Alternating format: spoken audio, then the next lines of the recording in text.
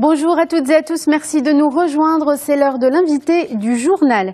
C'est donc le 31 juillet que se tient la journée internationale de la femme africaine, l'occasion pour les pays du continent de rappeler les engagements nécessaires pour renforcer et consolider la condition des femmes et leur place au sein de la société. Nous en parlons dans un instant avec notre invité, mais tout d'abord on part en Côte d'Ivoire avec ce reportage signé Stéphane Soumaoro et Herman Dogo qui revient sur la condition des femmes dans ce pays. L'histoire de la femme africaine rime avec le 31 juillet. Une date qui marque le début de la prise de conscience sur la jeune féminine qui, depuis lors, a gagné progressivement sa place dans les instances de prise de décision. La femme, jusqu'à présent, n'a pas encore pris toute sa place dans le développement du continent. Mais il y a certains exemples qui nous permettent de garder espoir et qui nous réjouissent. On a quand même sur le continent quelques femmes chefs d'État, quelques femmes membres de gouvernement, on a des femmes chefs d'entreprise. Et il y a 50 ans, ce n'était pas le cas. Des femmes qui continuent d'être la cible de tout genre d'abus, de violences et du faible taux de scolarisation. Mais des femmes qui tout de même donnent de la voix et qui assument leur rôle dans la société nouvelle.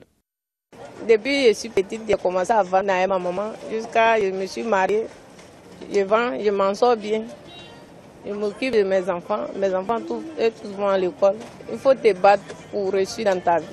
Tout ce que tu fais, Dieu peut t'aider. Si le 31 juillet reste une occasion, parmi tant d'autres pour promouvoir davantage la femme africaine et son implication dans le développement local, la date reste cependant très méconnue du grand public. La journée mondiale de la femme africaine n'est pas tellement mise en valeur. Moi-même, je suis étonné, en fait, c'est tout à l'heure que je viens d'entendre que le 31 juillet, c'est la journée mondiale de la femme africaine. Aujourd'hui encore, les femmes continuent de témoigner de leur capacité à réaliser des actions à même de conduire vers d'importants changements sur le continent. Même si le chemin a été tracé depuis plus d'un demi-siècle, il n'en demeure pas moins parsemé d'embûches. Et pour nous parler donc de cette journée internationale de la femme africaine, Oumeima Achour est avec nous sur le plateau. Vous êtes juriste et vous êtes vice-présidente du Forum des femmes d'Afrique. Merci beaucoup d'être avec nous.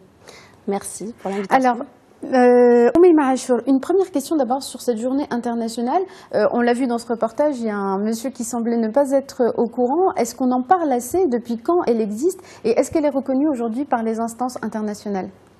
Une journée de combat, une journée de résistance contre toutes les forces qui vont toujours contre les droits des femmes et pour le développement de la femme en Afrique. Cette journée existe depuis 1962. Elle a été créée par des femmes regroupées à Dar es Salaam, en Tanzanie. Ils ont créé la conférence des femmes africaines en 1962. Aujourd'hui, elle est reconnue par les Nations Unies et également par l'Organisation de l'unité africaine. En 1974, ils ont créé l'Organisation panafricaine des femmes. Et cette journée est une journée célébrée dans le monde entier par les femmes africaines qui retracent ce combat, ce militantisme que les femmes africaines ont porté depuis plusieurs années et qui porteront pour relever les grands défis. Alors, parmi ces grands défis, il y a notamment les objectifs du millénaire qui doivent être défendus et mis en place. Je le disais, vous êtes vice-présidente du Forum des femmes d'Afrique, mais post-2015. Est-ce que vous pouvez nous dire exactement ce que cela veut dire ? Évidemment, le monde entier a fait face aux objectifs millénaires du développement et en analysant et en effectuant une évaluation, aujourd'hui, l'agenda 2030 a adopté 17 objectifs, les objectifs millénaires, les objectifs de développement durable. Dans les objectifs de développement durable, la question de la femme, elle est transversale. Évidemment. Donc ça, c'est dans la stratégie 2015-2030. Évidemment, évidemment. C'est les objectifs de développement durable adoptés par les Nations Unies. Et la question de la femme, comme j'ai dit, elle est transversale. Et pourquoi? Parce que les Nations Unies accordent et s'alignent aux préoccupations des femmes, des droits des femmes, que ce soit les droits politiques, civils, économiques et environnementaux. On les retrouve dans les 17 objectifs. Alors aujourd'hui, en Afrique, plus particulièrement, cette place de la femme, pour qu'elle soit pleinement acquise, quels défis faut-il relever? Quelles priorités doivent être adressées en premier lieu?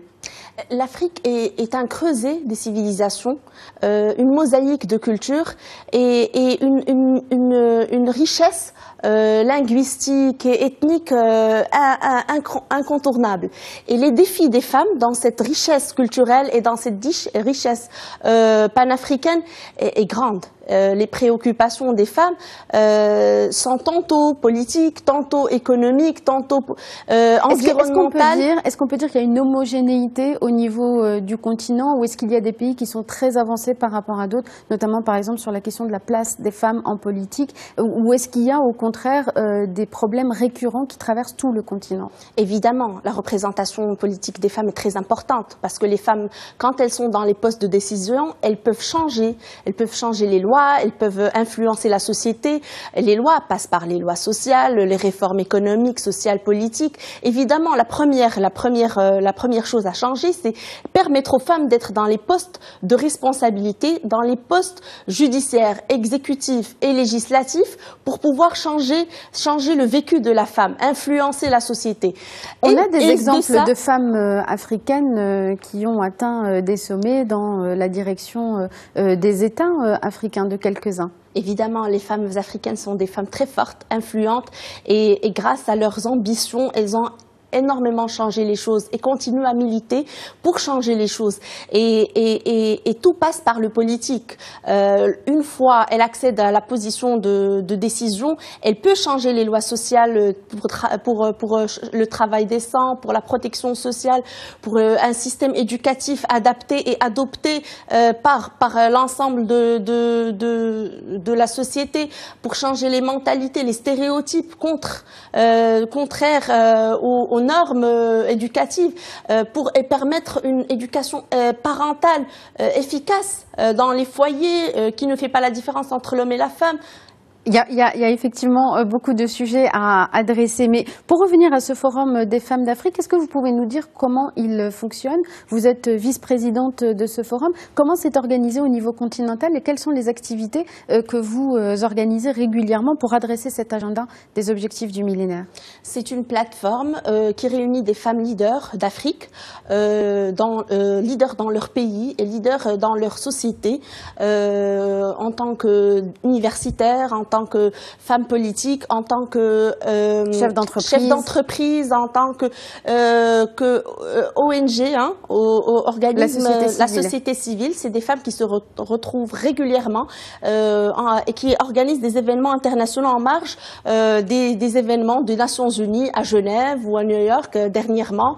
Par exemple, le Forum des femmes d'Afrique post-2015 avait organisé un bel événement à la COP22 pour promouvoir les droits des femmes et les changements climatiques.